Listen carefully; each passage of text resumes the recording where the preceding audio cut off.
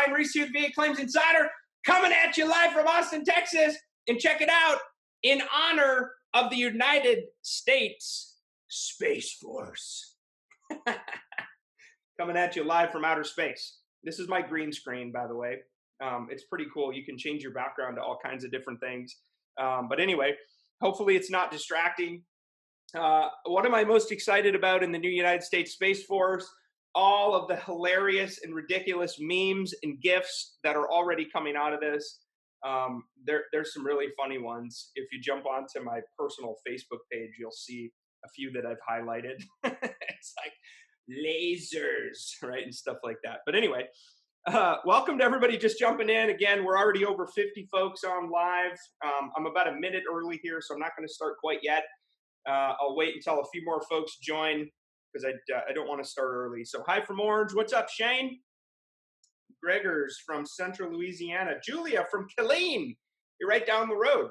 Not too far. I'm from Austin. What's up, Ronis? Hey, Mike Sumner. Boom! Boom! You guys know I say boom all the time, right? It's kind of like my my little thing. Somebody asked me the other day if I've thought about trademarking boom, and I just laughed. Probably not going to trademark boom. I don't think you could anyway. What's up, Charles? Good morning. Hey, Brian from Amarillo, Texas.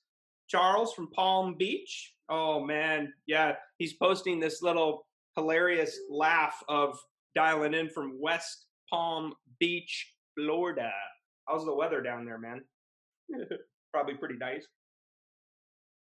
Okay. Good morning, Tim from Phoenix. Hey, Gary from San Antonio. I used to live in Cibolo, so not too far from you. Debbie from Carolina Beach, North Carolina. Oh, Brian from Carolina Beach. Jim from Virginia Beach. Bryant from Chicago, Illinois. That's what's so cool about this, though, right? Technology has changed the game, guys. We're able to communicate with anybody, anywhere over live video, 24/7 around the world. It's an amazing thing.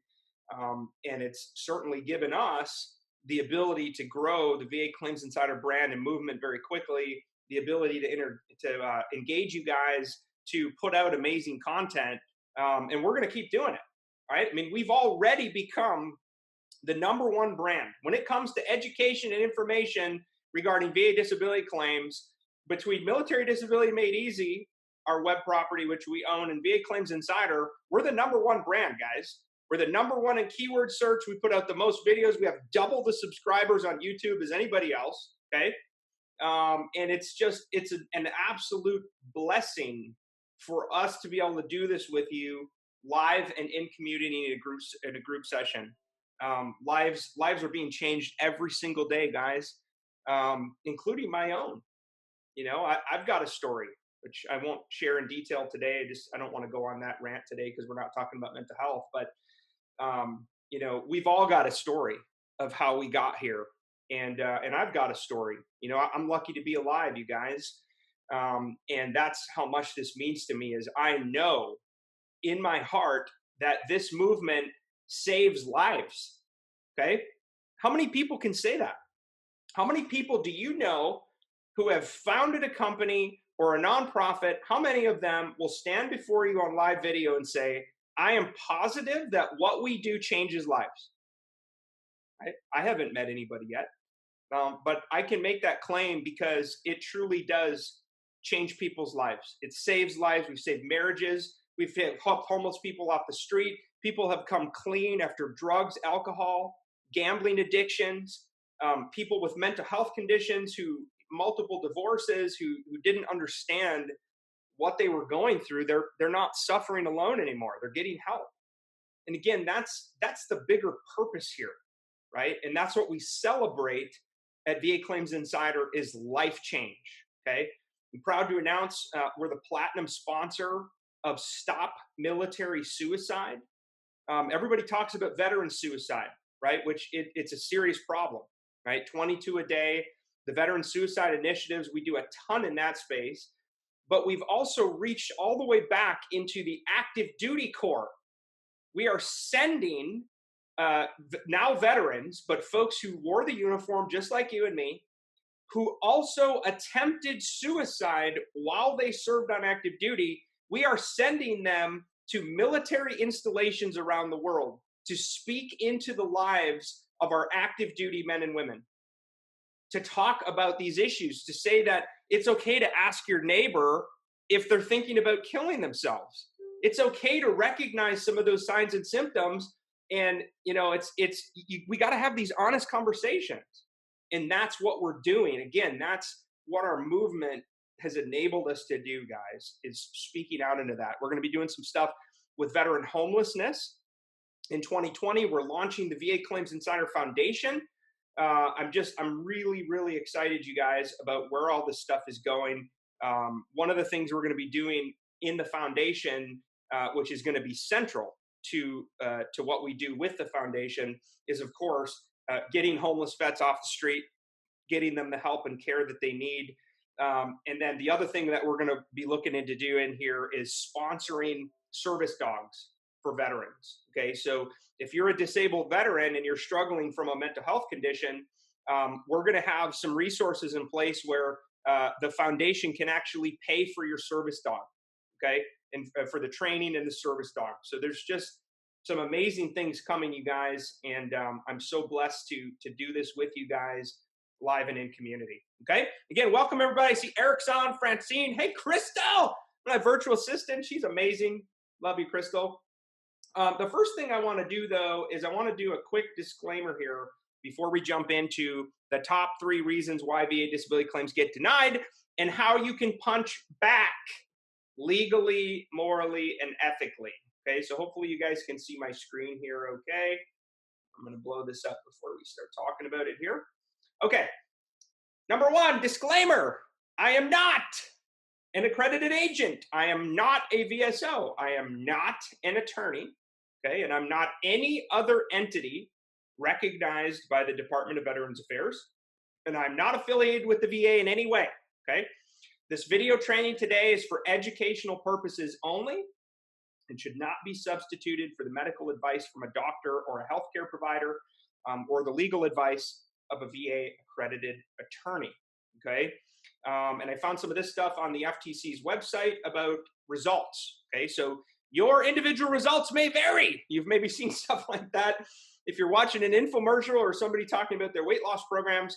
But I just want to acknowledge this with you guys up front, okay, that by watching this video, using our website, our Master Elite program, you acknowledge there are completely free services available to assist you with your disability claim for benefits. We recommend veterans utilize the free services provided by entities like National Service Orgs. You've all probably heard of DAV, VFW, AMVETS, Legion. There's also many other organizations. There's state-sponsored organizations in many states who can help you prepare and file your disability claim. They'll represent you, okay? Or you can also utilize the paid services of VA accredited agents or VA accredited attorneys. Utilization of VA Claims Insider's website or our services is not required to submit a claim for disability benefits, and you may achieve a positive result or outcome with these other free or paid organizations, okay? I'm not doing any offers today, and I'm not listing any testimonials, but if you see folks across Facebook or YouTube who are sharing their story, okay, those are real testimonials from real clients. We didn't ask them to share those. They're not paid or influenced by us to share those. They just wanted to tell you about the results that they got, okay? We make no guarantees, okay? We're not the VA. We're not your C&P examiners. We're not the VA raters. We don't make the final claim decisions, okay? So we can't. We can make no guarantee of results by using our website or services, and your individual results may vary. Now, what we can tell you is the averages, okay? The average veteran who completes the VA Claims Insider Elite program uses our proprietary resources inside of the Elite Experience portal, the VA Claims Insider Mastermind group, which many of you are in, and the medical consulting process. Okay, if you get DBQs, disability benefit questionnaires, and medical nexus letters, which we'll talk about a little bit today, the average veteran in our program receives a 30% increase in their disability rating within 6 months of claim submission. Okay, again, that's the average, okay, of a vet in our program, okay? So I just wanted to get that out there to you guys so that everybody knows up front kind of who we are, and you can make the best decision right, for you and your family. Okay. Now, the other thing I want to mention to you guys is if you're live on Facebook, please ask your questions now or throughout the presentation. I've got team members on. There's also fellow vets on who know a ton about our process and our programs, and maybe they're in the program, and they can share their experiences with you. Okay, that's what a mastermind is.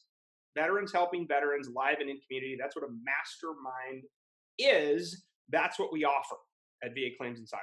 Okay, so ask your questions throughout. If you're watching the recording on YouTube, no worries. Ask your questions in the comments. Combat Craig, one of our other team members, somebody on the YouTube team, and even myself, we'll go in and try to answer those as many as we can. Okay, and again, there are our opinions. We're not your attorneys. We're not your VSOs or anything like that. Okay, so let's talk about this right now.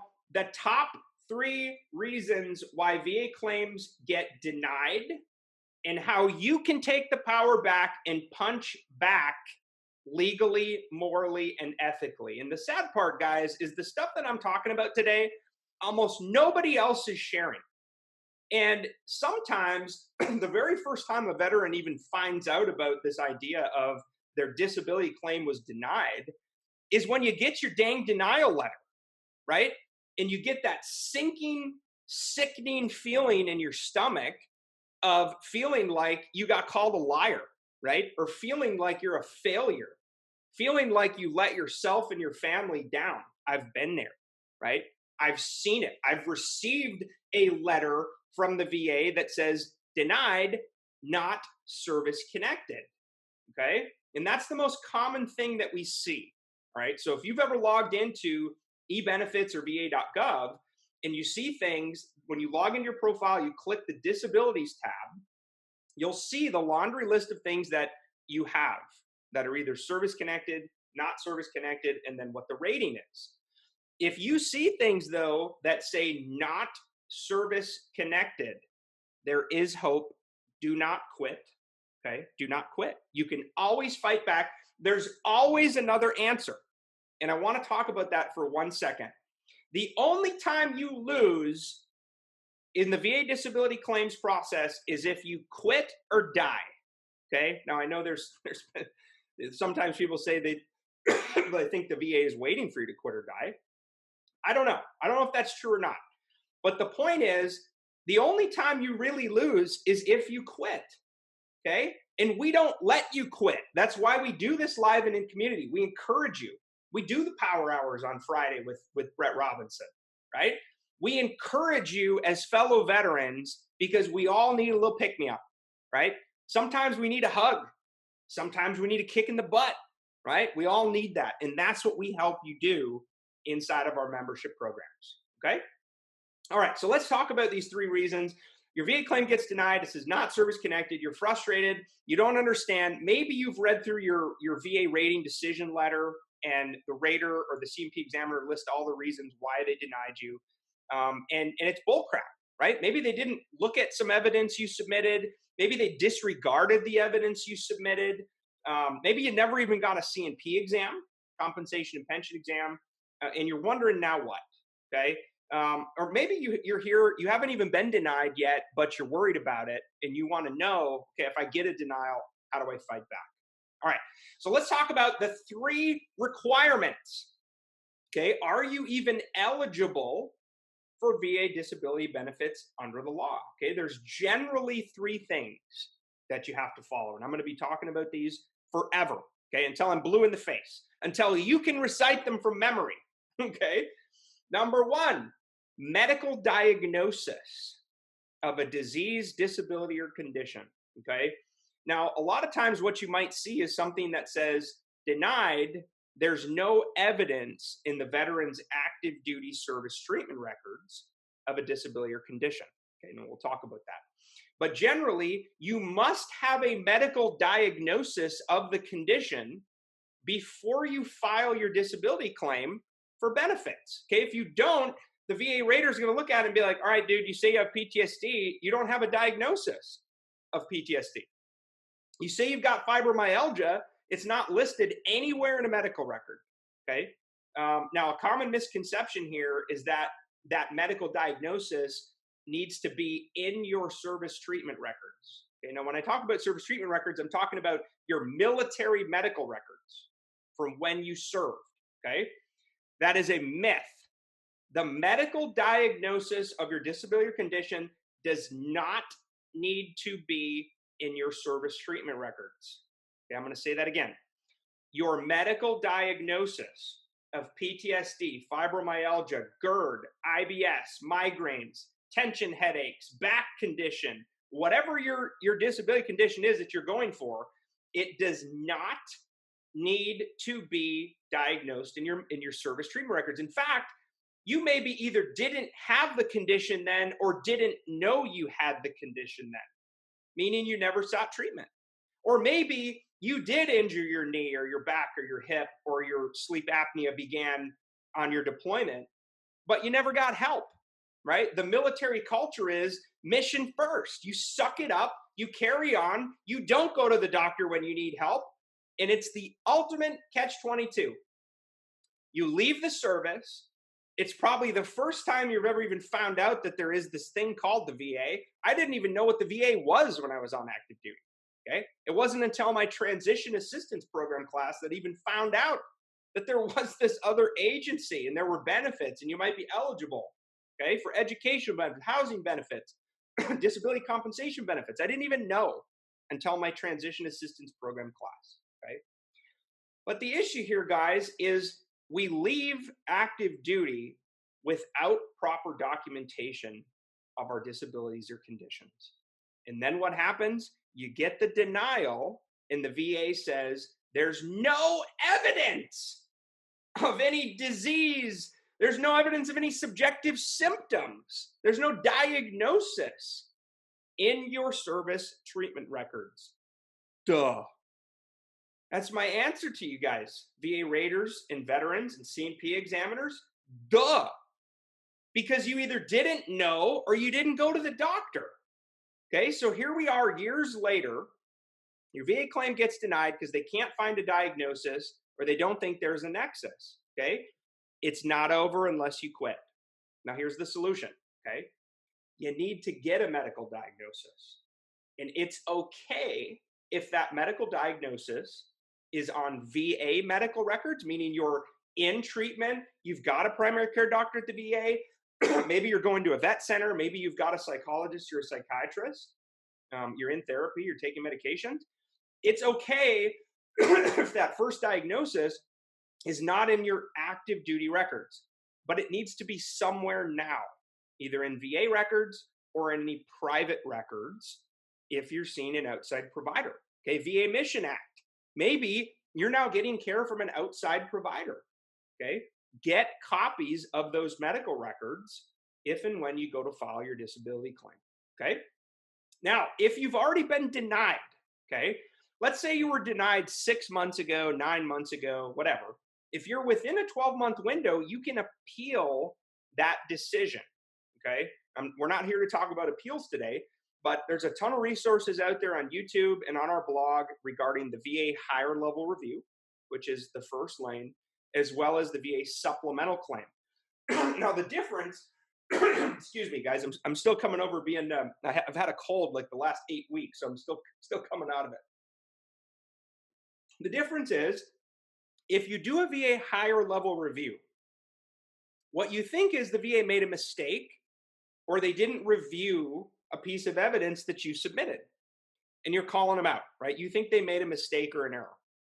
What's going to happen is you're likely going to get a higher level review conference call with a DRO, a decision review officer. This is a good thing, okay? In our experience, this is a good thing, okay? If you have new and relevant evidence, maybe you've got new and relevant medical evidence, you've got a new DBQ, you've got a new medical nexus opinion, you've got a new lay statement, right? A buddy letter. Maybe it's a statement you write yourself. That's new and relevant evidence not previously considered. Maybe you want to do the VA's supplemental claim, okay, to submit new and relevant evidence. Okay, but you got to be within that 12-month to appeal. Otherwise, you just start a new claim. If you're past the 12 months and you don't want to fight for your back pay, just open up a new claim on VA.gov and get your evidence together. Okay. So that's number one. You got to have a medical diagnosis, guys. If you don't, and it's not somewhere in a medical record, I can virtually guarantee you, okay, that you're going to be denied disability benefits because you can't even prove that you have the disability. Okay. So that's the first one. And we see that very common, right? Somebody will say, hey, Brian, I don't understand why my migraines got denied, right? Okay, well, do you have a diagnosis of migraines? Well, no, but I have headaches, right? That's not good enough. That's not good enough. Okay, the number two reason, all right, and this is right out of the law. In order to be eligible for VA disability benefits under the law, a disability you suffer from today must have been caused or made worse by your active duty service, okay, or by another service-connected disability rated at 0% or higher. That's if you're pursuing secondary service connection. Now let's talk about this. When you see things, again, that say not service-connected, if you had a medical diagnosis, the reason you're getting denied, most likely, is the VA rater and or in conjunction with the compensation and pension examiner has determined you do not have a nexus, which is the logical link or connection needed to establish service connection on an at least as likely as not basis. Now let's talk about this for a second. Okay, I threw a lot at you there and you might be kind of wondering, what the heck are you talking about, Brian? Okay, nexus. You can Google it if you want. What is a nexus? The definition of a nexus is connection. That's what it means. Nexus means connection. So what the VA is telling you, and it's right in 38 CFR, it's codified, is if the VA believes that your disability was due to something other than your service, okay, drug or alcohol abuse, right, the veteran's own willful misconduct, maybe your PTSD, maybe you left the service 30 years ago and then you became a police officer, and the VA believes that your PTSD is due to your time as a police officer, not your time in service, okay? They can deny service connection because they're going to say there's no logical link or connection between your service and your current disability, PTSD, GERD, migraines, IBS, right? Whatever the situation is. So generally what we see too is the longer the time has gone by since you served, the harder it is to prove your nexus, although it's not impossible, and we're going to talk about that, okay? So let's think about this for a second, though. How do you potentially prove this logical link or connection, right, which is the nexus? The good news is we operate in a non-adversarial system. Okay, now you might laugh at that. What do you mean non-adversarial? I hate the VA. The VA hates me. The raters suck. The C&P examiners suck. I get it. Sometimes it feels very adversarial. What I'm talking about, though, is legally the burden of proof needed for you to get disability benefits is very low relative to what we all know and understand, okay? So think about this. You've ever watched TV. You watch Law and Order. You see a criminal case. You see a trial, okay? You see things, though, in a criminal court, okay, where you have to convict somebody beyond a reasonable doubt. That's a very, very high legal standard, okay, to prove something beyond a reasonable doubt. And that's probably a good thing, right? If we're potentially going to have a trial and convict somebody of a criminal act, we want to dang near be sure, right? Well, I mean, I want to say positive, but it's not to that extent, but it's close. Beyond a reasonable doubt. That's the criminal burden of proof. Versus if you think of a civil trial, right? So something that's not criminal, if it's civil related, the standard, the burden of proof is typically on a preponderance of the evidence basis, okay? Which means there's a greater than 50% chance that something either is true or false. That's what preponderance of the evidence means. That's a lower standard than beyond a reasonable doubt, okay? But it's still a higher standard than you are required to prove to the VA by law, okay? So let's talk about this. sometimes it's referred to as the reasonable doubt rule. I've heard people talk about the reasonable doubt doctrine. All that it means is you, as the veteran, with the evidence you submitted, you need to persuade the decision maker that the factual matter at issue is at least as likely as not. I'm going to say that again. At least as likely as not. That means there's a 50-50 chance. It's neither for or against. It's neither positive or negative. It's 50-50. Okay? That's a very low standard, you guys. Very low. Okay? So I want you to be thinking about, though, how do you prove your disability on an at least as likely as not basis? I think there's two things you can do if you've ever been denied service connection before and you think it's crap, you want to fight it. Okay? The first thing I think you can do is you can get something called a buddy letter. Okay? A buddy letter, guys, is nothing more than a statement from a competent and credible firsthand witness. Somebody like a spouse, a pastor, a brother, a sister, somebody you served with, a neighbor, maybe, who's known you for a long period of time, a boss, right? Your current boss, a coworker. And all you need in that buddy letter, by the way, we've got, if you Google VA buddy letter, I think we're the first link. I have an actual example in the 4 parts of a buddy letter. The whole idea behind a buddy letter is you want somebody who's competent and credible to shed some light on what they saw or what they witnessed. Okay, so it might be a 1-page document that says something like, I served with John Smith during Operation Enduring Freedom. We shared a hooch together, right? There were times when he snored so loudly, it sounded like a freaking chainsaw, kept our whole room up at night. There were times he stopped breathing. We thought he was dead, right? We didn't know what was going on. He did not have this issue prior to service, but he does now. I'm 100% certain, based on what I witnessed, that he had obstructive sleep apnea while on active duty. It just wasn't formally diagnosed until 5 years after the service, right? But I remember him complaining about being tired all the time and all the issues that he had, right? That's what a buddy letter helps you do. It adds credibility to your narrative, right? It boosts the evidence and it helps you get to at least as likely as not. Again, what does that mean? It means tie goes to the runner, right?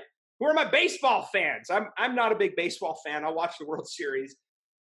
But what that means is you're sprinting to first base, you hit a ground ball, you're sprinting to first base, the second baseman grabs it, throws it to the first baseman, your foot hits the bag at the exact moment the first baseman catches the ball, right?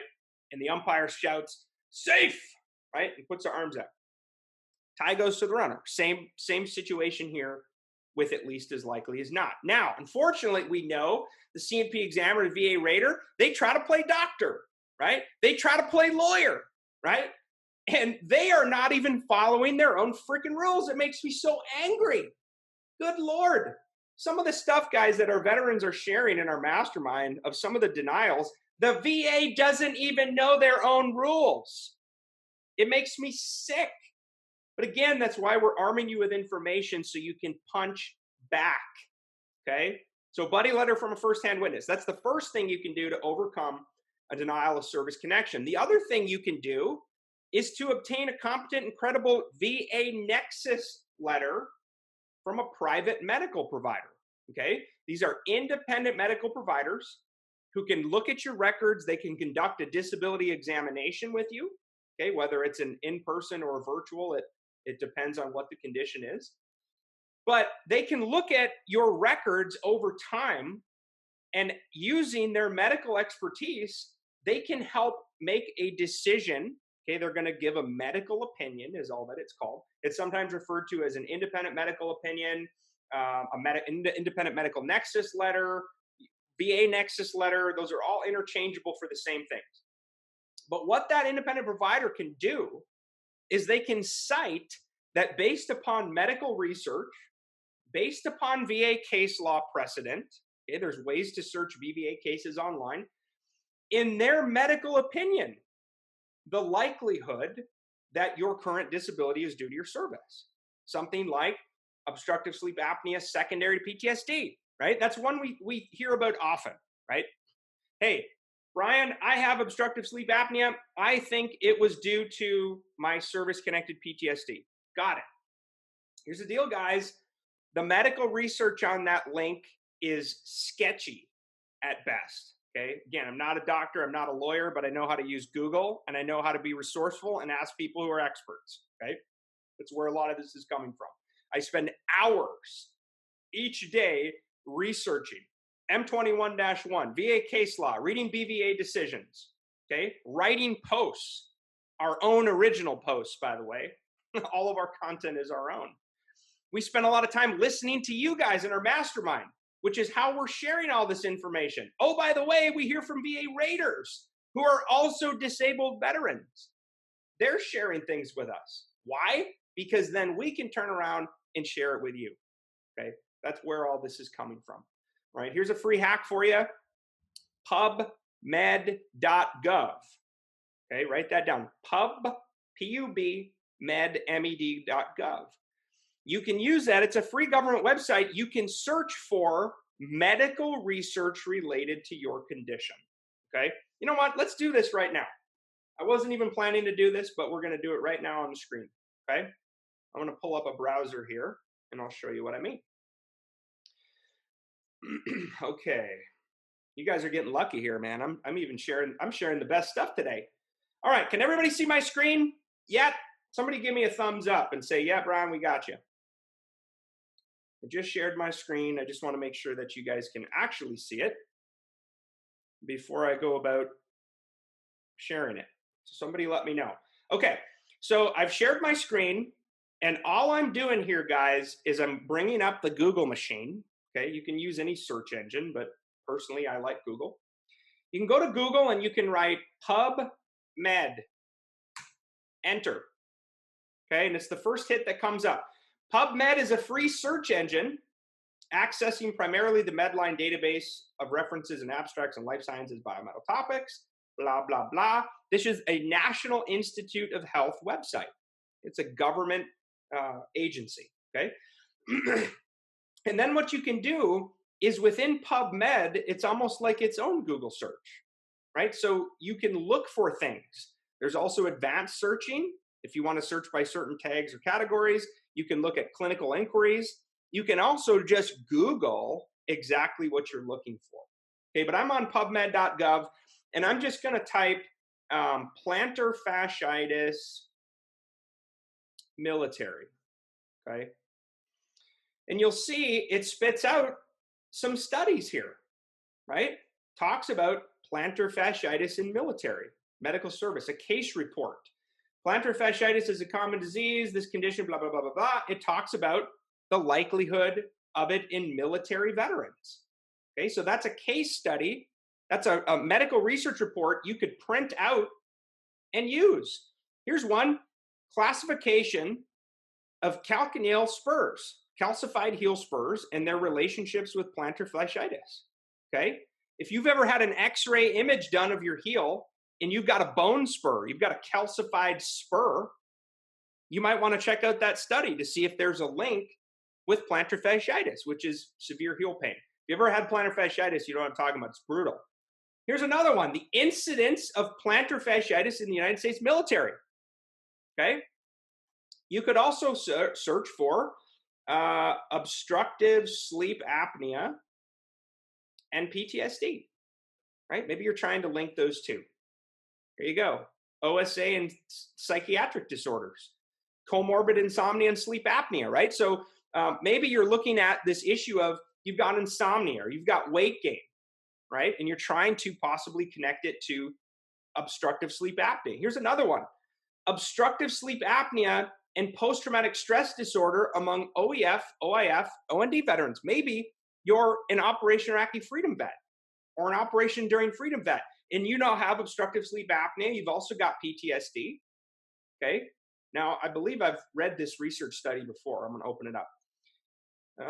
Yes, I've read this before. Essentially what it says, here's the conclusion, right? OEF, OIF, OND veterans with a PTSD screen as high risk for OSA, okay? if you have PTSD, you fall in these categories, you're high risk for OSA, and you're at much higher risks and a higher rate than seen in other studies, right? Interesting. The other thing you could do is just type exactly what you're looking for into Google and read the case law, right? You could print out a case law and circle your exact situation. Hey, I'm trying to prove migraines secondary to whatever, GERD, right? Here's a medical research report. Here's previous case law where the precedent was the veteran got granted service connection. Here's why. They circle it, boom, done, right?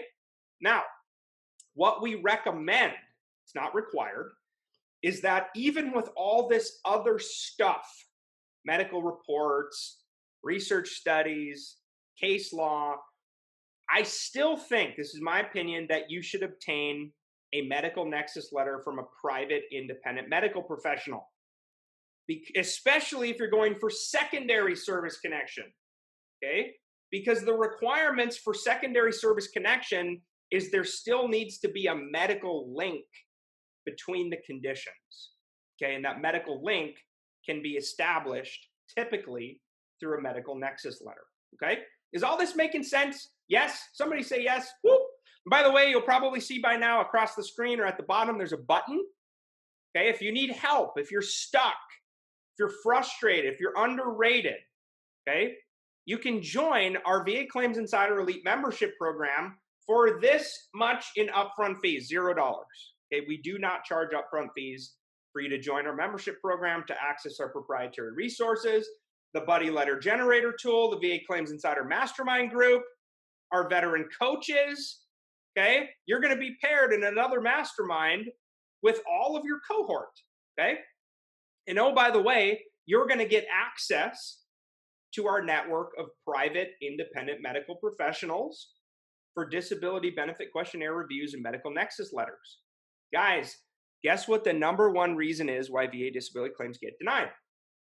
Lack of medical evidence. VA disability claim, I don't care who tells you different.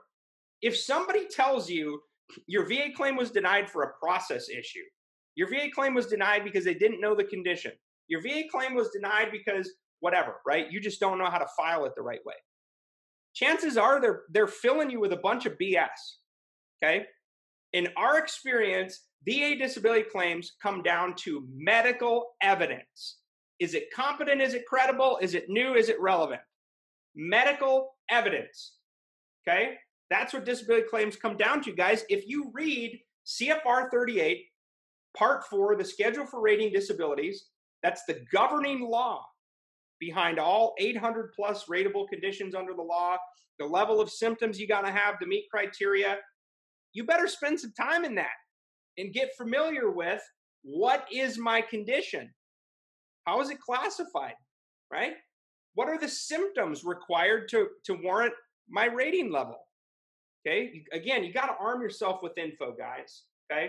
But inside VA Claims Insider Elite, all right, you're going to join our mastermind. You're going to get paired with a veteran coach. You're going to have access, okay, to our network of private independent medical professionals for DBQs and Nexus letters at 74 to 90% off what other doctors charge for the same service. Now, I've had vets tell me, Brian, there's other companies that they provide these at no cost. Okay, here's my opinion on that. I, Brian Reese, VA Claims Insider, our team, and you, I don't ever want to be in a position where somebody accuses us of fudging medical evidence or paying somebody to be an employee to fudge medical evidence, and the more they fudge it, the more we get paid. I don't ever want to be in that situation, okay?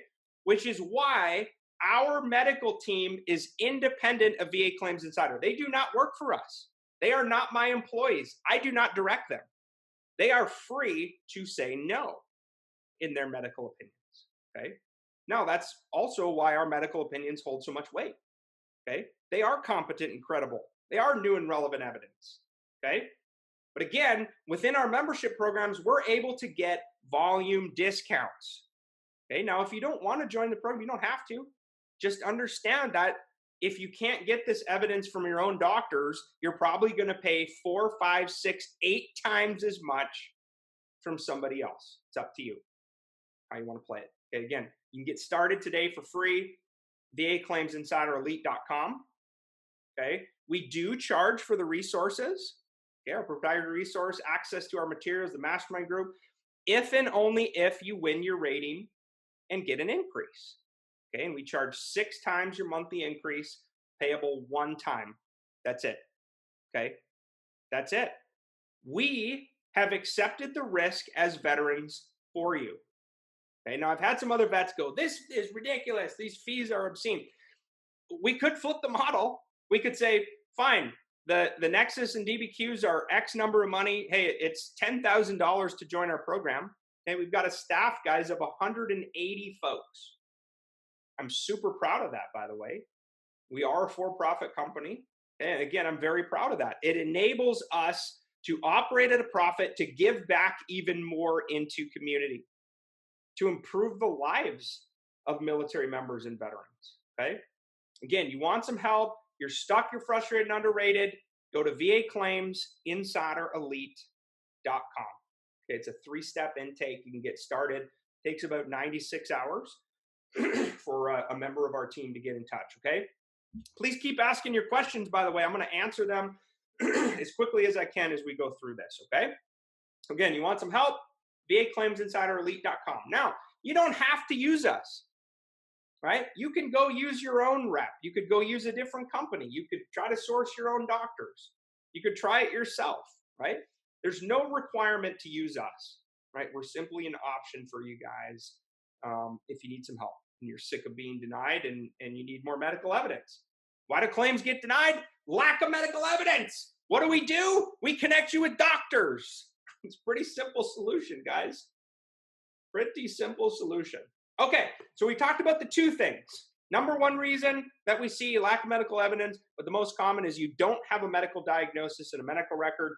Number 2, there's no clear nexus, which is that connection, a logical link or connection needed to prove service connection on an at least as likely as not basis. That's number 2. Let's get into the final one. The 3rd thing, severity of symptoms, okay? Lack of symptoms. No evidence of current symptoms, okay? So I want you to think about this. Let's say I have post-traumatic stress disorder, okay? And I have a medical diagnosis, right? Maybe it came from a VA doctor. I've been in therapy, right? Maybe you were even diagnosed on active duty. Maybe it's clear that that PTSD is due to your combat deployment to Iraq, right? You've got a journal you wrote, you had a buddy letter, you uploaded your medals, citations, newspaper articles, KA. Clearly, those stressor events rise to the level of a connection to PTSD, okay? If you have no symptoms, okay, your PTSD symptoms do not interfere with your work, your life, your social functioning, okay? Chances are you got a diagnosis, it'll be service connected, but your rating is going to be lowballed. 0%, 10%, 30%, okay? Now, maybe that's where you should be, okay? By no means am I encouraging anyone to lie or stretch the truth. That's against federal law, okay? The False Claims Act, criminal issues there, okay? Don't do it. Do not ever lie or stretch the truth. What we see most common, though, in fellow vets is you're not honest about how severe your symptoms are, okay? You're embarrassed. I've been there, right? I've been there. You don't want to talk about your sexual dysfunction, right? You don't want to talk about why you're divorced. You don't want to talk about that you're abusing drugs or alcohol. You don't want to talk about your obsessive rituals and how you walk around your house checking windows, doors, and locks. You don't want to talk about how you're afraid to leave your house. You don't want to talk about how you don't go to your kids' events, okay? Because you're afraid of the crowds, okay? You don't talk about your anger issues, your panic attacks, your inability to work effectively, your memory problems, all right? Sound familiar? I see people chiming in going, good Lord, you just talked about this with me. Guys, here's the deal. I know it. I've lived it. There's a way out.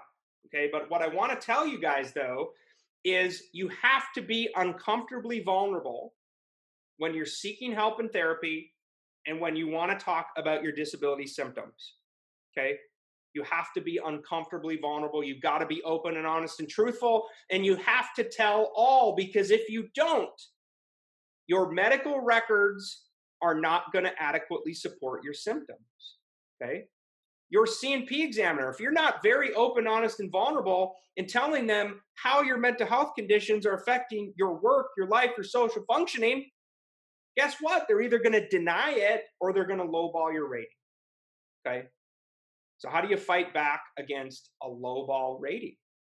You get a DBQ. You get a disability benefit questionnaire from a private provider and you file for an increase, right? You can do it with your accredited agent or you can do it right on VA.gov or eBenefits. Okay? You just go to your disability and click request increase. But you got to have medical evidence and or a buddy letter and or your personal statement that you write to show that your symptoms are now worse, okay? Or to explain to the C&P examiner or the VA rater why you should have a higher rating under the law, okay? That's what it's all about. Because in general, guys, the more severe your disability symptoms are, the higher the VA disability rating and compensation you'll receive for you and your family, okay? So what do we talk about today? 3 common reasons disability claims get denied. No diagnosis, okay? Get your butt to the doctor, get a diagnosis. No clear nexus, claim gets denied service connection. Get a buddy letter, okay? Write a personal statement. Go get a private independent nexus letter. Go ask your doctor for one, okay? Or you can use a VA Claims Insider independent provider, right? And then the third part, no symptoms or your inability to properly explain your severity of your symptoms, which is why you've got a lowball rating. Okay, again, you need some help, guys. Do you believe you deserve a higher rating? You're stuck, frustrated, and underrated? Get your butt inside of Elite. Okay, VA Claims, InsiderElite.com. It's a 3-step intake. You'll also see a link down at the bottom of the screen. You can go there, okay, and get yourself some help, okay? Hopefully this was helpful for you guys. I see a ton of people still on. There's 258 of you, which is just rad. Somebody wrote, Brian needs some help with his green screen. Sorry. This, for some reason, it looks a little funky in here. I'm not sure why. It could be that the graphic that I'm using was not actually made for a green screen, but I found it. It's a cool galaxy, and I wanted to represent the new United States Space Force. You guys are awesome. Oh my gosh. I'm going to try to answer a few questions here. Again, keep firing away as well. If you're watching the recording on YouTube, please ask your question. You can open up this video description or go to the bottom and we'll try to answer, okay? Okay. Let's see. I'm sitting here in tears. You are describing me and I just got denied. Oh, I'm sorry, Joanne. I'll tell you, we're not honest about this stuff. I thought when I was struggling with anxiety and depression and alcohol and prescription drugs, I thought I was the only one. Okay, sound familiar? We suffer in silence, guys, because a lot of times we think we're the only person dealing with it and we're just crazy. And we're just embarrassed, and we're just broken, and we're just stupid and dumb, and everybody's going to think we're weak. You want to know the reality? Here's the reality. Okay, I don't have the exact numbers, but I'm just going to share what I think based upon what I see.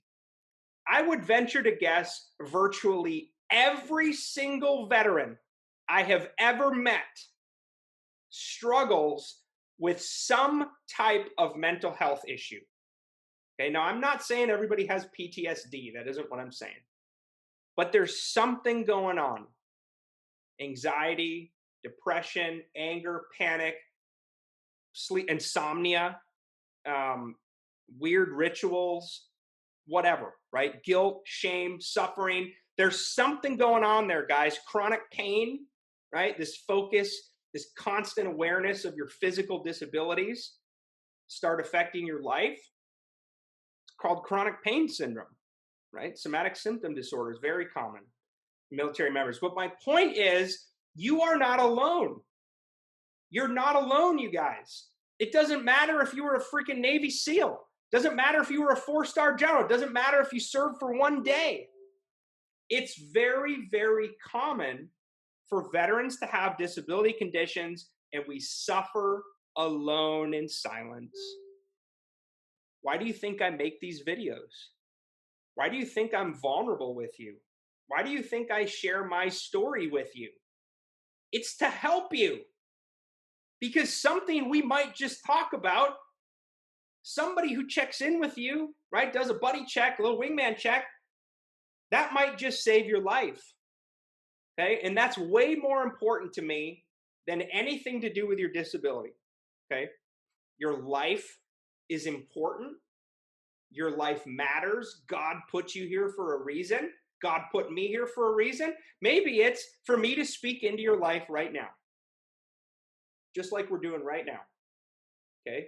Maybe it's the little quiet voice telling you, you know what? I'm drinking too much. I'm taking too many drugs. I'm ruining my life. Spending too much time at bars. I'm spending too much time away from my kids. I'm an asshole to my spouse, right? Maybe this is that little push that you need to pick up the phone, to call the VA hotline, right? The suicide hotline. Maybe it's enough to kick you in the butt to say, I need to start therapy. I need to get better, right? That's my hope for you today. All right? Love you guys. All right. Aim high. Have a 30 for depression. Yeah. So, Brian, the average, this is interesting. I'm a huge nerd when it comes to numbers. The average mental health rating in 2018, 2019 is 70%. That's the mean and the median. Meaning the average veteran who has a disability rating for any mental health condition, the average is 70%. At 30%, the symptoms are pretty low, right? Versus at 70%, you start talking about occupational and social impairment with deficiencies in most areas, right? Work, life, social functioning. It describes a whole bunch of symptoms. Which, by the way, you don't need to meet all those symptoms. You don't need to meet any of those symptoms. That's a general criteria for you to assess where you're at. Okay. Glenn wrote, Brian and the whole VACI family is the real deal. They, unlike the VA, care about fellow vets. That's awesome. Thank you, Glenn. Love you, brother. Amanda, I'm at 30% for migraines. Every time I get hit with a really bad episode. So 30% is the norm, right, is what I would say for headaches. 10%, 30%. The highest schedule rating you can have for any type of headache, whether it's a migraine, a tension headache, doesn't matter. The highest rating you can have by law is 50%. And at the 50% level for headaches, you start seeing this issue and this discussion of economic inadaptability. Okay, what that means is your headaches are somehow limiting or affecting your work, your ability to produce. Okay, that's not there at the 30% level. Okay, it also talks about the issue with prostrating migraines, meaning you have to lie down. That's what prostrating means. It talks about the severity of those prostrating migraines, okay, and how often. Very severe, okay, completely prostrating. So the 50% level, again, you've got to meet some pretty specific markers for how severe your headaches are. And I'm not saying, you do or don't. I don't know your situation, but maybe you do qualify for the higher rating, okay? Excuse me. I entered the military with mild stenosis and pes planus. Okay, so pes planus is flat feet. Very, very common, by the way. DBQ has me for degenerative disc disease and lumbosacral spine. Okay, so issue with the neck and back. Is there a difference between the two? For my feet, they gave me 0% for feet, not pes planus. Yeah, so there's a huge difference. So let me just talk about the pes planus real quick. Flat feet is not a rateable disability condition under the law. I'm going to say that again. You're not going to get a disability rating with a percentage for having flat feet. Okay.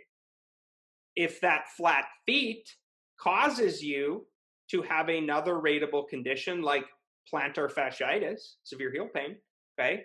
If your pes planus causes functional impairment, limitations in your work-life social functioning, then you are likely to get a rating for it, okay? But just because you have flat feet doesn't mean you're going to get a percent rating for that condition. You have to have symptoms, right, that are somehow limiting or affecting you. So what you may want to do, Eric, is maybe you just got screwed by a bad C&P exam. Maybe your medical records just aren't documented well enough to show the severity of your symptoms and what you're dealing with in your feet. So what you may want to do is write a personal statement, go back to the doctor. I don't know if you have severe heel pain, but maybe you've done injections, right? I've had that done. I've got pretty severe plantar fasciitis in my left heel. Right? I've never had any issues in my right foot, but I've got it in my left heel. And I mean, I've tried everything, man. Rolling it over a golf ball, night splints. I've tried custom orthotics, insoles. I've had multiple rounds of injections. And it doesn't really do anything. The injection might help numb the pain for 3, 4, 5 weeks. And then it's right back to that severe, sharp pain. So again, that limits my ability to work out, to run, to walk. I've gained weight, right? It's affecting my life. So when you're writing your personal statement or you're talking to your doctor, make sure you're getting very clear about your symptoms, okay? And don't focus on the fact that you have flat feet. Focus on what has that flat feet led to, okay? Jeff wrote, why was I granted adjustment disorder instead of somatic symptom disorder? Okay, right now I think there's 31 rateable mental health conditions under the law, okay? In general, you're only gonna get rated for one, okay? You're not gonna get rated for more than one mental health condition unless the VA rater can clearly differentiate symptoms, all right? Which in our experience is virtually impossible. Okay, because mental health symptoms, they run throughout. I mean, goodness, TBI symptoms are very similar to mental health symptoms. Mental health symptoms are very similar to TBI symptoms, okay? Adjustment disorder symptoms are very similar to somatic symptom disorder. PTSD symptoms are virtually indistinguishable from major depressive disorder, okay, or generalized anxiety disorder. So my opinion, Jeff, is it doesn't matter what they actually diagnosed you with or what they chose to rate. What matters is, did they get the rating right? Right? Is it where you should be, or did they lowball you? Okay. Yeah, Sean wrote, right on, B. Reese. Everyone struggles. We are different people now. Yeah, I mean, man, and sometimes just being honest about what you're dealing with, right? The first step is admitting you got a problem. I've never been to AA before, but I imagine, that's probably the first step, right? Admitting that maybe you got something going on.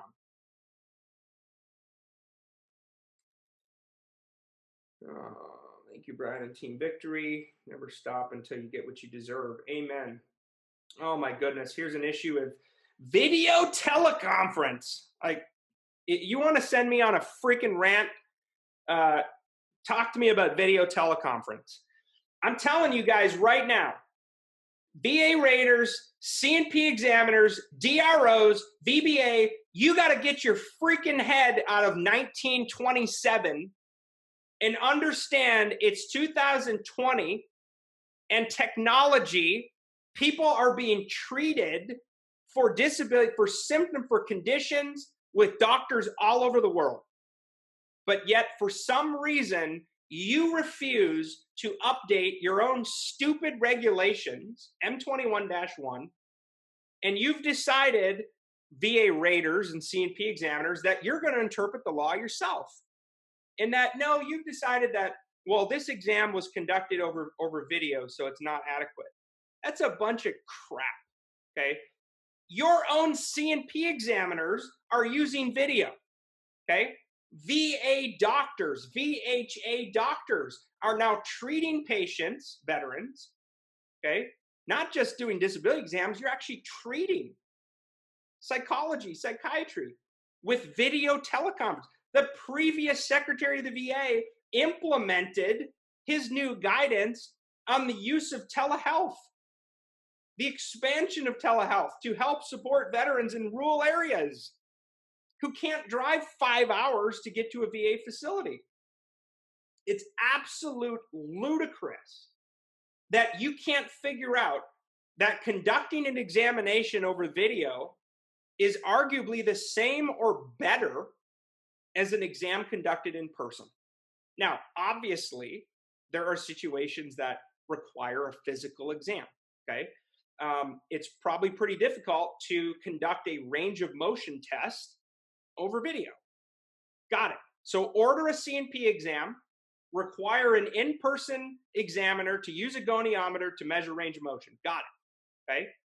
But for something like mental health, if you can see a patient over video, you can see their eyes, their facial expressions, their demeanor, how they're dressed, their behavior, behavioral observation.